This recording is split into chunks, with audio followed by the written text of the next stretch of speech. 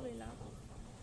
Theme, plot, character, मतलब ये जो थीम, प्लॉट और कैरेक्टर ना, ये नोवेला के अंदर ही आता है।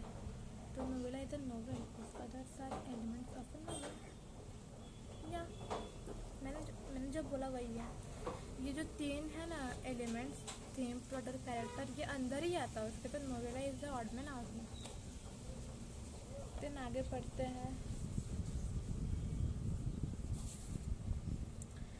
Complete the following statement. The two types of conflicts that the plot may have are internal inside the mind of the character or external with other character or entities।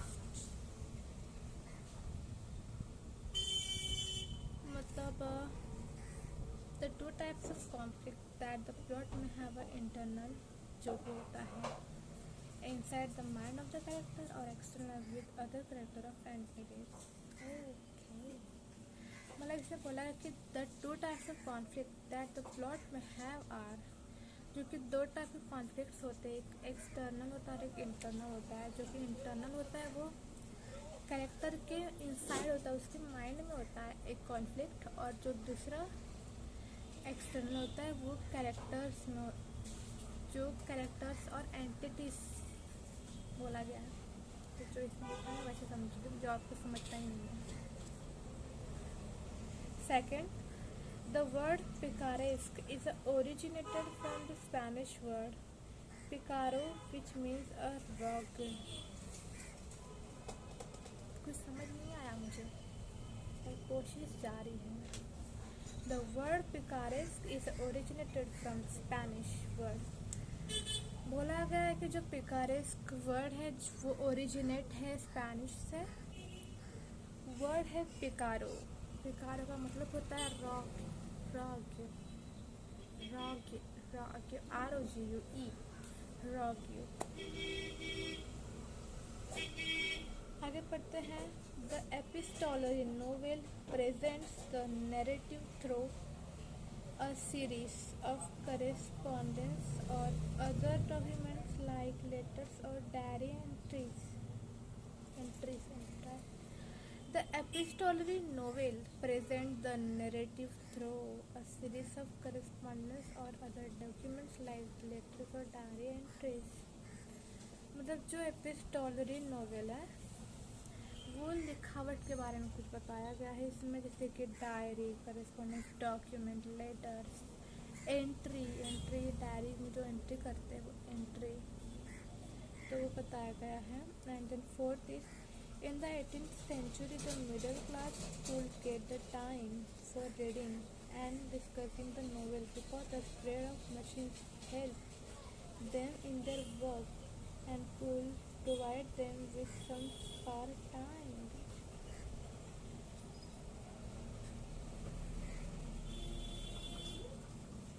मतलब कि इसे बोला गया जब 18th सेंचुरी होता है उस वक्त के इंसान, उस वक्त मिडिल क्लास लोग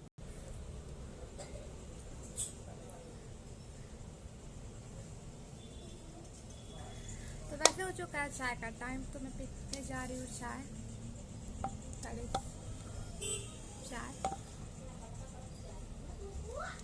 with snacks biscuit. This my favourite biscuit. जब मैं छोटी थी ना तो मेरी माँ ये जो बिस्किट है इसके ऊपर कांदा और काकड़ी काट करके और इस पर टमाटर काट करके रखती थी और सब लोग खाते थे। इट्स टू यम। पर अब मैं वैसा नहीं खाती, अब मैं इसको डालती हूँ चाय में।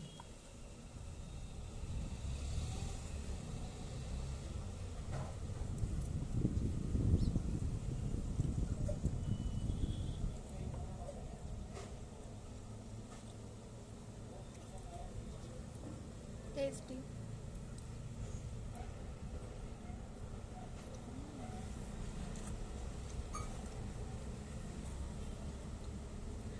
ये जो है ना मेरा फेवरेट बिस्किट है,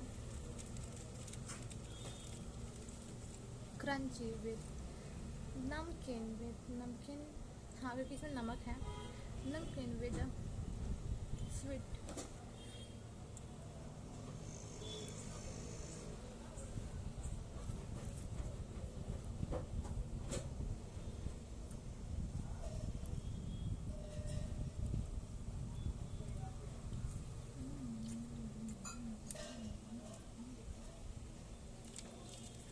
एक इंस्टाग्राम पे एक लड़का वायरल हुआ है जिससे वो ऐसा करता है, मतलब कहीं भी जाता है खाने पीने को, उसका बना जो है ना, उसका जो खाने का रहता है सामान, वो सब रखा रहता है बना के, वो फिर से जाता है और उसको उठा के खाता है।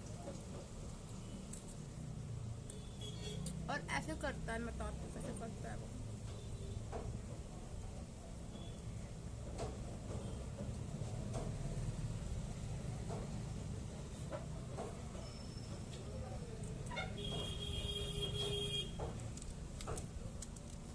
आपको समझ आया कौन होगा वो? कमेंट करके ज़रूर बताना।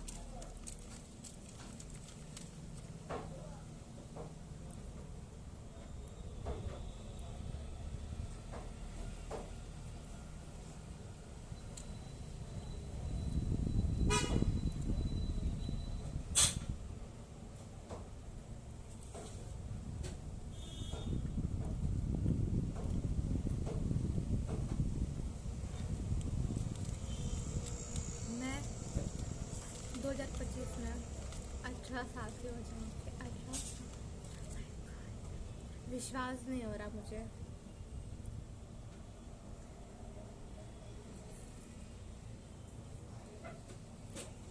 मम्मी, हम 2025 में 18 साल के हो जाए। हाँ,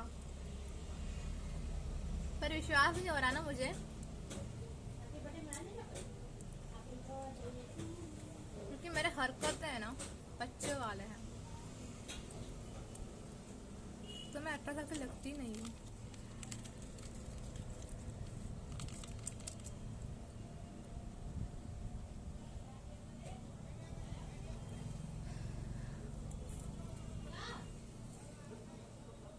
और वो सबको कांग्रेचुलेशन जो 2007 पे है, मुझे भी कांग्रेचुलेशन।